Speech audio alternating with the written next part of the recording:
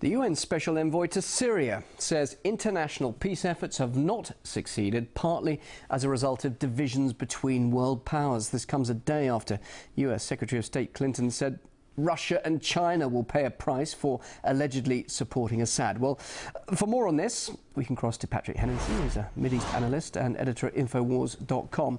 Patrick, it's quite an admission from the Special Envoy to Syria. Do you think the conflict can ever be resolved politically? Politically or diplomatically, this conflict in Syria cannot be resolved at the table. I was on your program a week ago. I said that the Geneva talks will fail, and they have.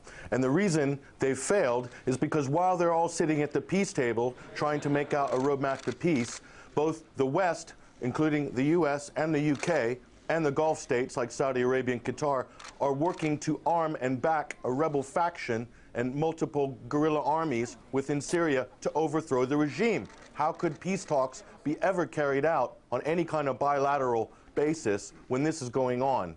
So it's not the international community's failure, it's the failure of the UN and these special envoys to recognize that they cannot take the side of the US and the UK. They're funding and backing rebels in a proxy war. It's absolutely ludicrous that Kofi Annan thinks that he could actually achieve anything. Clearly, though, a lot of division amongst the international community, particularly with Russia and China. Hillary Clinton saying she wants Russia and China to pay a price if they continue to be intransigent, as she says. What sort of price is she talking about? I think with Hillary Clinton, and she's also speaking at the Friends of Syria meeting in Paris. So Hillary Clinton, it's very important that she's looking to talk tough. Okay, this is an election year in the U.S., so you have Obama going for re-election. Hillary Clinton could be shuffled in her position come November. She could become a vice presidential candidate or something like this. But this is typical talk out of Washington. The ultimate price that China and Russia will pay with regards to the U.S. is not to be known.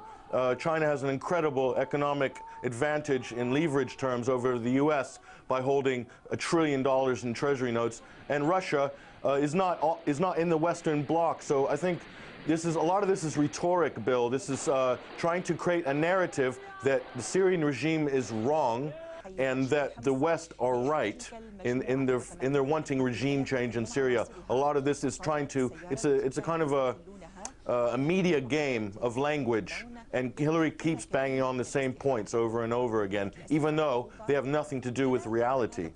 Isn't there a danger, though, that despite what's happening domestically in Syria, this could actually turn into a regional conflict? Already we've seen 5 people killed in Lebanon, a Turkish jet shot down recently. While this bickering goes on amongst those world powers, as they call themselves, is there not a danger of it spreading much further now beyond Syria's borders?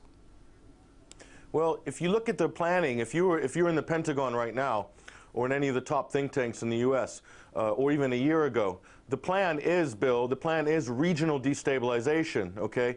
The U.S. Embassy has drawn up plans as far back as early this year and is already organizing plans as far back as April to evacuate 20,000 American citizens from Lebanon and embassy staff and NGO workers.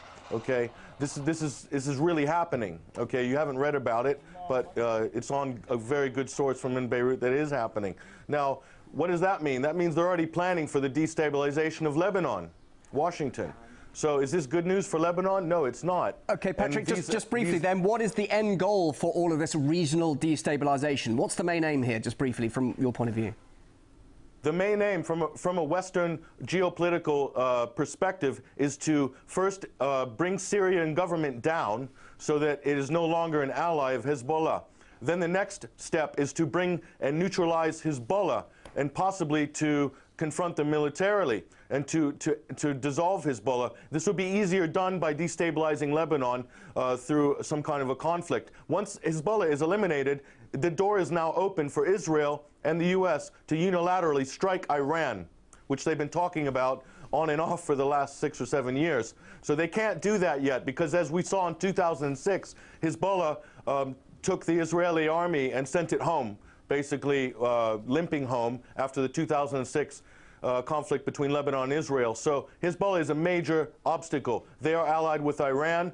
And so once they're neutralized, the door is open for an attack on Iran. And that is the precursor to World War III as we know it. It's not something anybody really wants to see, but it seems to me the talk out of Washington and London is that they're looking in that direction. So we should all be very concerned about this. Grim prediction and very interesting perspective. Thank you very much indeed, Patrick Hennessing, for joining us live there in London.